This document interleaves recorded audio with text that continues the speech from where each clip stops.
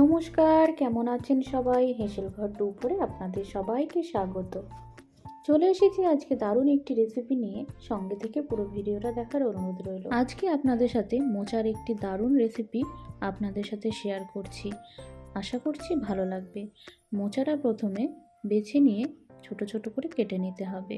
কেটে জলের মধ্যে খানিকক্ষণ ভিজিয়ে রাখতে হবে। কাটার সাথে সাথেই জলে দিতে হবে, না হলে মোচাটা কালো হয়ে যেতে পারে। তাই অবশ্যই জলে দেবেন। আর জলের মধ্যে একটু আটা ফেলে দিলে মোচার রং চেঞ্জ হবে না, বা যে কষটা বেরোয় মোচাটা কালো হয়ে যায়, সেই কালো ভাবটা আসবে না। এখানে কিছুটা পরিমাণ ছোলার ডাল ভিজিয়ে রাখলাম, 2 ঘন্টা মতন ভিজিয়ে রেখেছিলাম। এখানে আলু নিয়েছি, রান্নায় আলু লাগবে। ডালটা ভিজে গেলে ডালের একটা পেস্ট বানিয়ে নেব। ডালের মধ্যে কাঁচা লঙ্কা দেব। আদাটাও আপনারা এই সময় ব্যবহার করতে পারেন। আমি আদাটা আলাদাভাবে পেস্ট করে নিয়েছিলাম, তাই আদাটা এর মধ্যে আর দিইনি। অন্যদিকে কড়াই বসিয়ে কড়াইয়ের মধ্যে পরিমাণ মতো জল দিয়ে মোচাটা একটু সেদ্ধ করে নেব। মোচাটা সেদ্ধ করার সময় সামান্য পরিমাণে নুন আর হলুদ দিয়েছি। আমার রেসিপিগুলো যদি আপনাদের ভালো লেগে থাকে, আমার চ্যানেলটিকে অবশ্যই সাবস্ক্রাইব করে আমার পাশে থাকবেন। সবার আগে নোটিফিকেশান পেতে অবশ্যই বেল আইকনটা প্রেস করে রাখবেন। এই রেসিপিটা সম্পূর্ণ নিরামিষভাবেই বানাবো।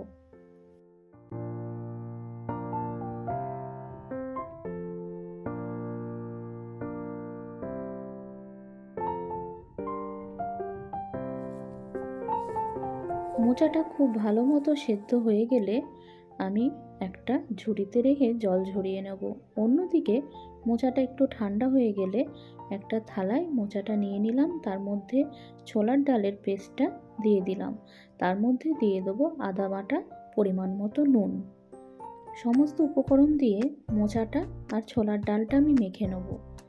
লাস্টে দিয়ে দেবো চালের গুঁড়ো, যাতে ভাজার সময় ছেড়ে না যায়।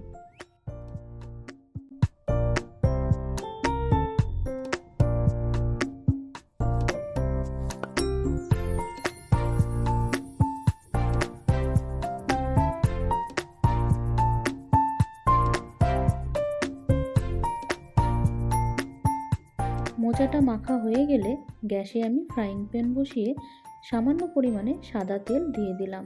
আপনারা যদি চান সেই ক্ষেত্রে সর্ষের তেলেও এই জিনিসটা ভাজতে পারেন। আমি সাদা তেলে ভাজলাম, তবে রান্নাটা আমি সর্ষের তেলেই করব।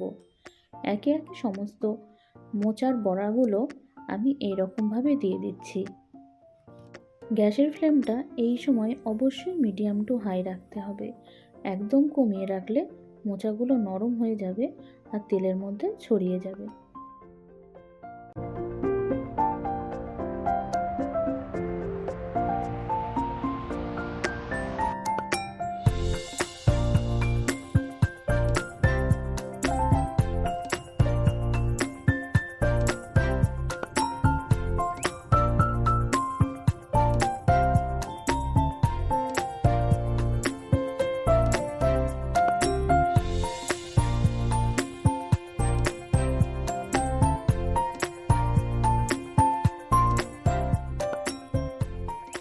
সমস্ত মোচার বড়াগুলো আমার ভাজা হয়ে গেছে।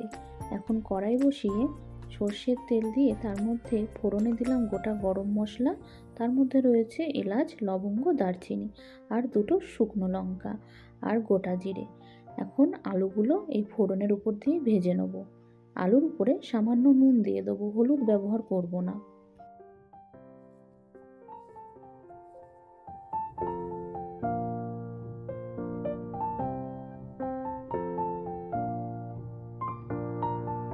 আলুর উপরেই দিয়ে দিলাম কেটে রাখা টমেটো। বাড়িতে হয়তো মোচার ঘন্টটাই বেশি বানানো হয়। যদি আমার রেসিপিটা আপনাদের ভালো লেগে থাকে, তাহলে এই রেসিপিটা ফলো করে একদিন অবশ্যই মোচাটা এইভাবে রান্না করে দেখবেন। খেতে নিঃসন্দেহে ভালো হয়। আলু ভাজা হয়ে গেলেই দিয়ে দিলাম আদা বাটা। আদার গন্ধটা একটু কেটে যাওয়ার পরে দিয়ে দেবো জিরে আর লঙ্কার পেস্ট। সমস্ত মশলাগুলোই সামান্য পরিমাণেই দেবো। অতিরিক্ত মশলা দিয়ে এই রান্নাটা হবে না। নুন হলুদ যেরকম পরিমাণে লাগবে সেই সবগুলো দিয়ে আমি মশলাটা ভালো করে কষিয়ে নেব। মশলা কষানো হয়ে গেলে পরিমাণ মতো জল দিয়ে দেবো।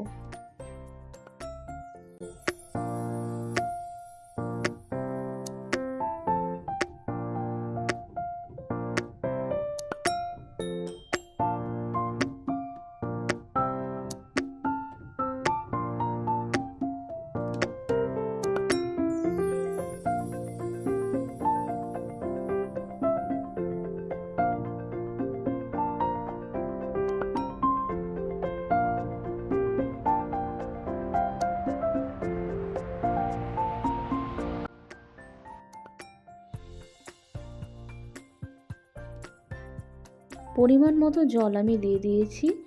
এটাতে একটু জলের পরিমাণটা বেশি ব্যবহার করতে হবে, কারণ যেহেতু এটা বড়া জাতীয় রান্না, আর যে কোনো বড়া জাতীয় রান্নাগুলোতেই জলের পরিমাণটা একটু বেশি দিতে হয়, কারণ বড়াতে জলটা অনেকটাই পরিমাণে টেনে নেয়।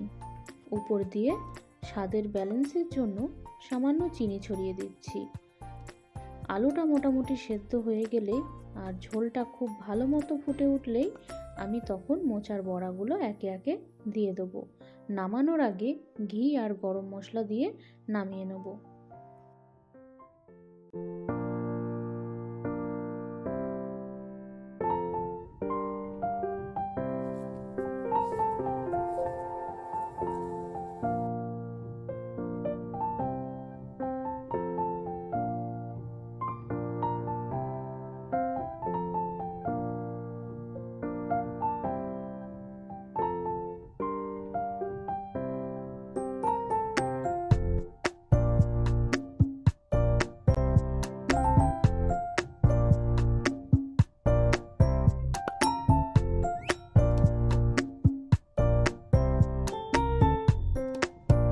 মোচার এই রেসিপিটা আপনাদের কার কেমন লাগলো আমাকে অবশ্যই জানাবেন। ভালো লাগলে লাইক, কমেন্ট, শেয়ার করে দেবেন। দেখা হবে আবারও অন্য কোনো রেসিপি নিয়ে। ভালো থাকবেন, সুস্থ থাকবেন। নমস্কার।